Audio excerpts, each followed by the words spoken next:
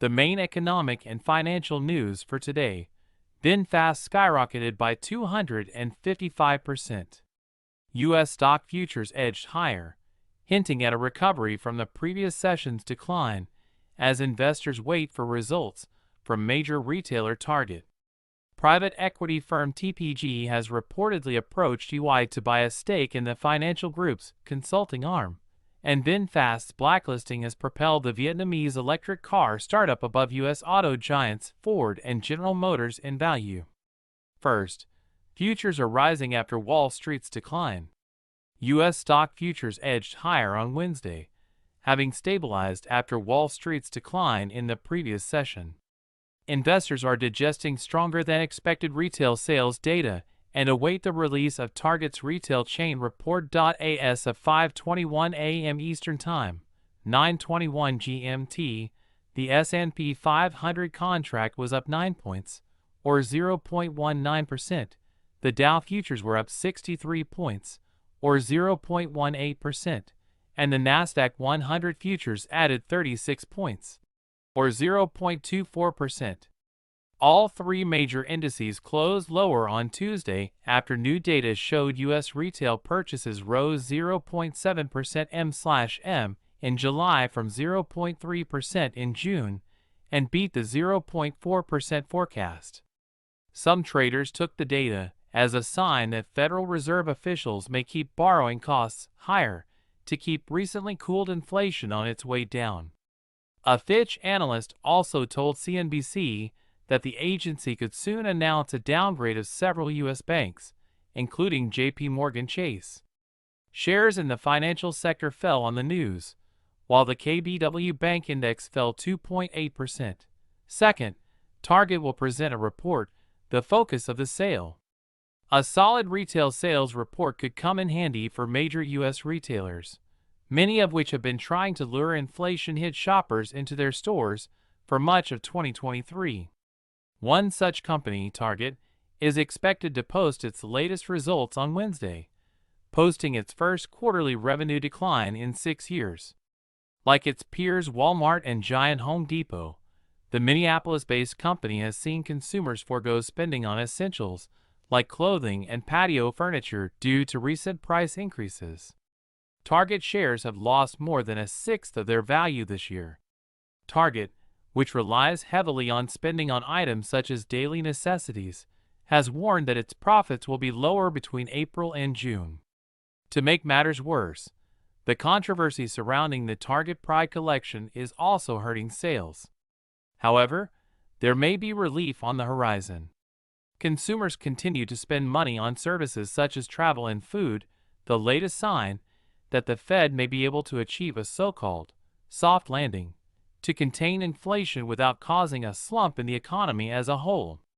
When and how this could translate into spending on items like electronics and beauty products that could revive Target's fortunes remains unclear.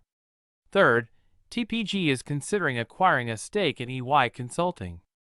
According to the Financial Times, private equity firm TPG Capital is considering acquiring a stake in EY's professional services group's consulting arm, which could revive the Big Four's attempt to split their operations. TPG has proposed a debt-equity deal that would separate EY's consulting business from its audit division, the FT reported. Citing a letter sent to EY executives around the world and in the U.S., the paper said the consulting arm would later go public, though TPG did not provide a value for the business. Earlier this year, EY abandoned a plan to list its consulting division on the stock exchange, which would have cost the new company about $100 billion. Such a move would be the biggest shakeup in the accounting industry since the 2002 failure of Arthur Andersen, which ran Enron and WorldCom. However, the FT, citing an informed EY source, said the organization would not continue to express its interest. TPG and EY declined to comment for the FT. Fourth, debut of VinFast. Shares of VinFast soared 255% on its Nasdaq debut after the Vietnamese electric car maker said it was likely to start raising funds from investors in the next 18 months. The company, which went public through a merger with a specialty acquisition company, ended the trading day with a valuation of $85 billion, making it a larger market cap than American auto giants Ford and General Motors. Created as a division of Vietnam's largest conglomerate Vingroup, VinFast is set to take a new approach to EV distribution that it hopes will give it an edge over market leader Tesla. Instead of following Tesla's direct-to-consumer strategy, VinFast intends to partner with overseas dealers.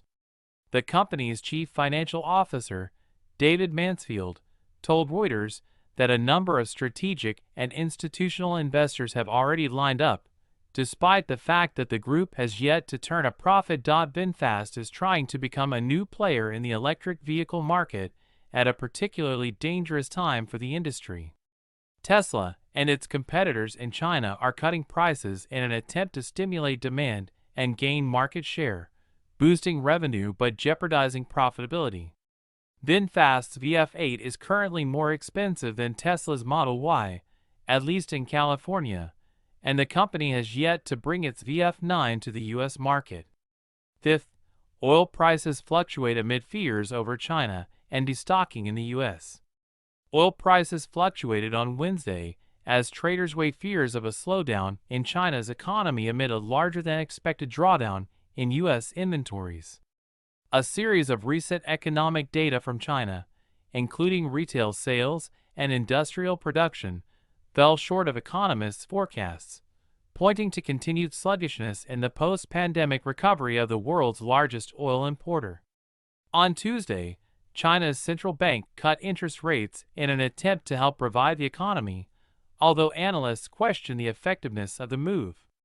Meanwhile, data from the American Petroleum Institute showed that U.S. oil inventories fell 6.2 million barrels more than expected last week. Official inventory data from the Energy Information Administration is due to be confirmed later Wednesday. By 5:22 a.m. Eastern Time, WTI futures traded down 0.2% at $80.83 a barrel, while the Brent contract was down 0.2% to $84.72. In the previous session, both benchmarks fell to their lowest level since August 8. Crypto market news. Crypto futures trading approval for Coinbase. Crypto exchange Coinbase has been approved by the National Futures Association to provide a cryptocurrency futures trading service to U.S. clients. The company filed a corresponding application with the NFA in September 2021. Coinbase will be the first U.S. crypto exchange to directly offer both traditional spot cryptocurrency trading and futures trading, the announcement said.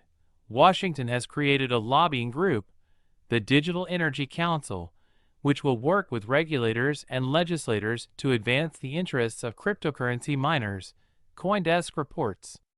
The board includes mining and energy companies, some of which have already gone public. Crypto exchange Binance will close the Binance Connect payment platform on August 16, designed to exchange fiat money for cryptocurrency, Cointelegraph reports citing a company representative. The representative of the exchange explained that this step was taken due to changes in the market situation and user needs, the newspaper notes. The amount of liquidations of traders' positions on large crypto exchanges due to fluctuations in cryptocurrency rates over the past day exceeded $134 million, including, according to CoinGlass, 60.2 thousand orders were forcibly closed for more than $12.9 million in Bitcoin and more than $16.6 million on Ethereum. The National Agency for Prospective Projects of Uzbekistan has approved the issuance of cryptocurrency cards for private banks Rabnak Bank and Capital Bank, according to the agency's website. The pilot project of Rabnak Bank provides for the development of a virtual bank card, which, through automatic exchange for fiat money, can be replenished with cryptocurrencies from an account on the Uzbekistan crypto exchange. The extreme volatility of BTC is coming to an end. Over the past month, Bitcoin, whose typical characteristic is usually always referred to as strong volatility, has remained virtually unchanged in price. The metrics that measure the price fluctuations of the cryptocurrency, which is trading at around $29,100, show their decline. BTC's 90-day volatility is at its lowest level since 2016, and BTC's 3-month implied volatility is 35 compared to October 2020, when it hit a low of 56 after 47 days without moving around 5%. As such, the implied volatility of BTC, according to experts, has become much lower than the previous record lows. August was an unusually quiet period for BTC, which used to fluctuate 5% or 10% in a single day. Such lethargy of the cryptocurrency did not go unnoticed by specialists. Analysts have said that Bitcoin is trading in a historically low volatility mode, and several indicators point to extreme apathy and exhaustion, which can be seen from the sign that BTC hovered around $29,000 every trading session in August. An unknown person transferred 1,005 BTC from a wallet that had been dormant for 13 years. Analyst, cryptocurrency developer and trader Kirill Credo clarified, the Bitcoins moved this time were mined just a year after the launch of the first cryptocurrency. We are talking about 1,005 BTC, which have lain without movement for almost 13 years. Now the value of the transferred coins is just over $29 million. At the time of extraction and transfer to a dormant wallet in 2010, the total value of the coins did not exceed $328. Given the period of inactivity of the wallet, some overly impressionable commentators on Twitter even suggested that the creator of the blockchain of the first cryptocurrency himself moved the Bitcoins. However, Kretov doubts this. According to the analyst, most likely we are talking about a long-term investor or company, since the handwriting looks like the owner of 13 dormant wallets, the funds of which were withdrawn from 2020 to 2021. It was freshly mined coins that were stored on those wallets, while usually on other previously dormant addresses, Bitcoins had repeatedly changed owners. In February, it was reported about the withdrawal of 412 BTC, lying dormant for over 10 years. The U.S. regulator has allowed Coinbase to trade crypto futures. American crypto exchange Coinbase received permission to trade crypto futures in the U.S. Eligible local customers will soon be able to access derivatives directly through the Coinbase Financial Markets platform. The exchange added that regulation and transparency are critical and build the trust of individual clients and institutions in the industry. Exchange press release. What else is known? The exchange was authorized by the National Futures Association, a self-regulatory organization authorized by the Commodity Futures Trading Commission. It will allow for federally regulated trading in eligible investment products alongside spot trading. Since September 2021, the exchange has been cooperating with the regulator to obtain permission. Coinbase noted that access to the CFTC-regulated crypto derivatives market will provide significant growth for the industry and attract new entrants to the industry, while maintaining the U.S. position as a global center of innovation. The global crypto derivatives market makes up 75% of the world's crypto trading volume and is the most important access point for traders. The ability to trade on margin gives clients leverage and access to the crypto market with a lower initial investment than traditional spot trading. With the ability to go long and short, investors also use derivatives to manage risk on their underlying crypto assets. To develop in this direction, Coinbase bought the CFTC-regulated futures exchange FairX in 2022, which later became the derivatives trading division of Coinbase. After that, the company launched BTC and ETH futures micro-contracts for retail investors, and on June 5 launched a version of the product for institutional investors. Where the rules are clear and reasonable, we will work with regulators to obtain approvals to offer products that are in line with our goal of using cryptocurrencies to upgrade the financial system and promote economic freedom, Coinbase said. In June, the U.S. Securities and Exchange Commission accused the platform of operating without registration and offering unregistered securities in the format of crypto assets. It is noteworthy that this was preceded by a request to the SEC by Coinbase for clarification on the work of crypto companies. At the same time, the exchange had to seek a response to this appeal through the courts. In August, representatives of the exchange said they intended to seek dismissal of the SEC lawsuit. Later, Senator Cynthia Lummis, as well as several lobbying organizations and venture capital firms, sent letters to the court in support of the exchange, also asking them to stop the proceedings. News of the Bank for International Settlements. Held under the work program of the International Financial Architecture and Framework Working Groups under the Indian G20 chairmanship, today's workshop on global economy, challenges, opportunities, and ways forward includes 3 panel discussions, includes rich and insightful thoughts on development finance and deepening all good things, addressing global debt vulnerabilities, and there are risks to the global economy. All these issues are a priority under India's G20 presidency. I will use this opportunity to speak to all participants for improving the quality of the discussion throughout the day.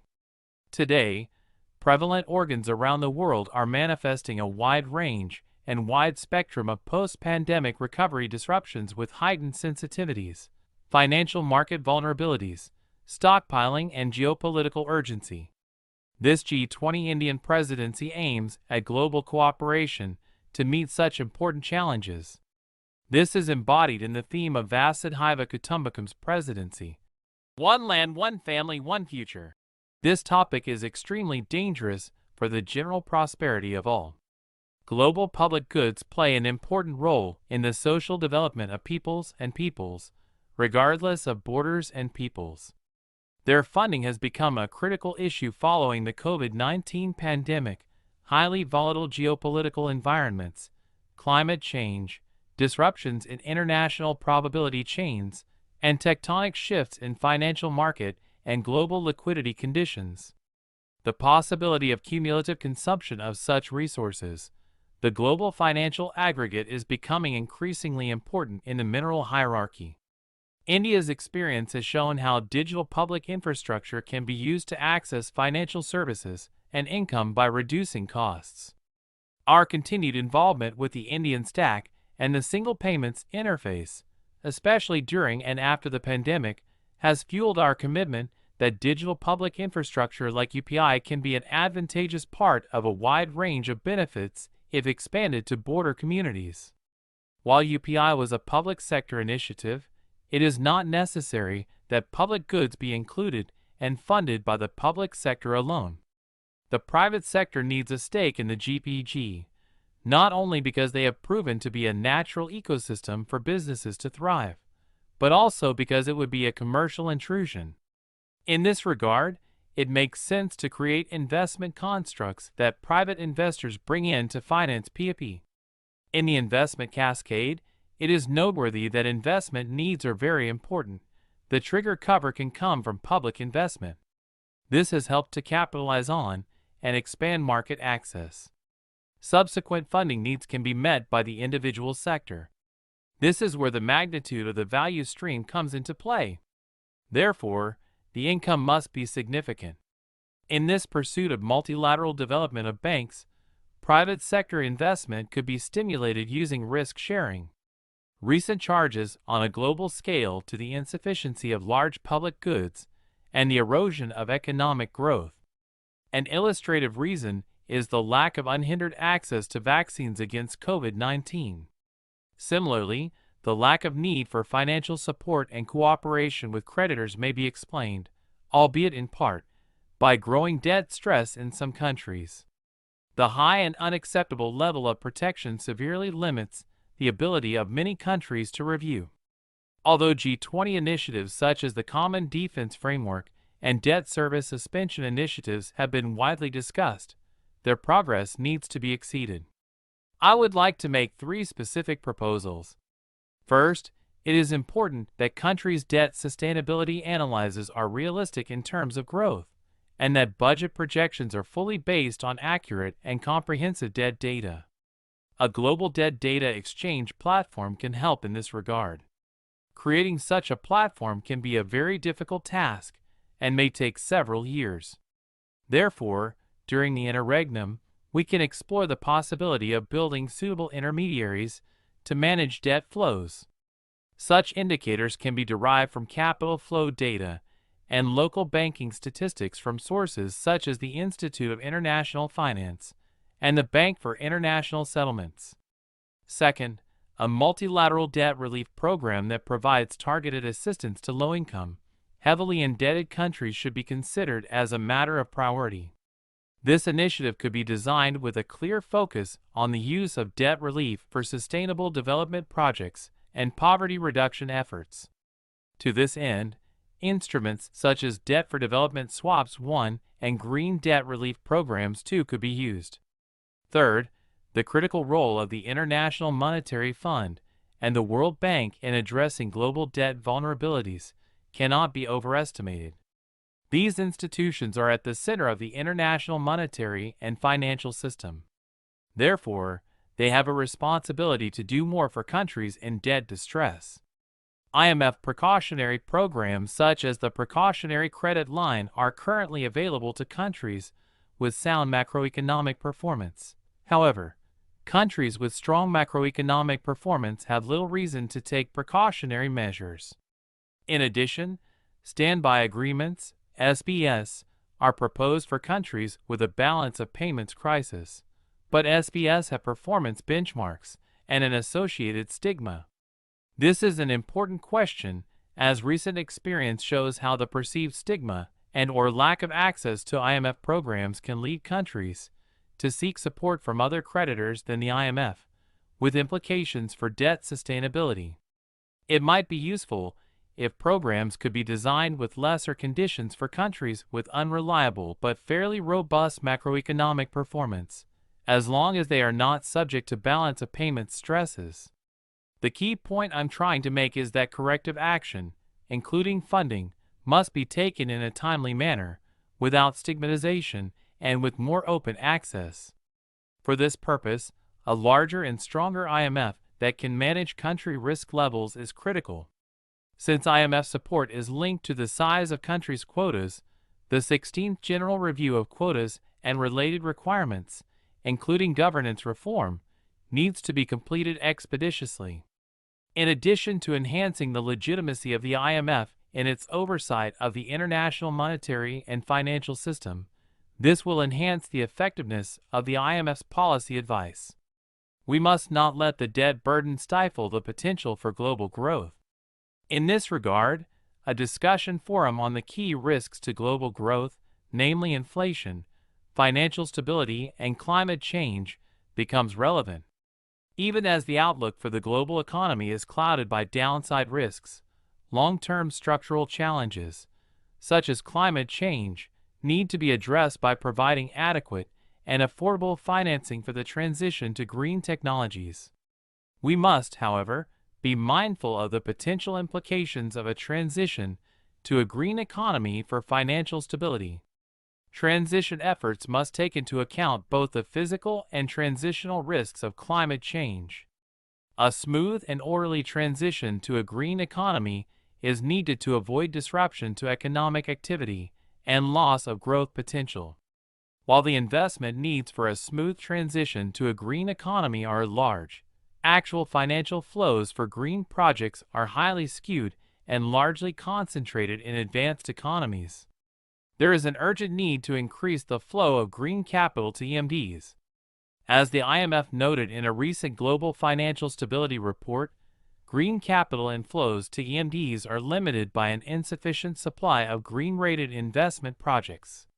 While green flows today depend on ESG ratings, recent research suggests that these ESG ratings do not adequately reflect the financial and non-financial significance of these investments.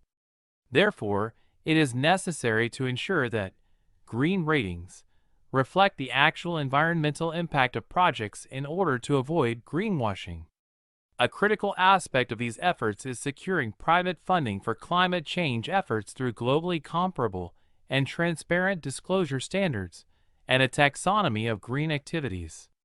The International Sustainable Development Standards Board, ISSB, is actively working on these aspects.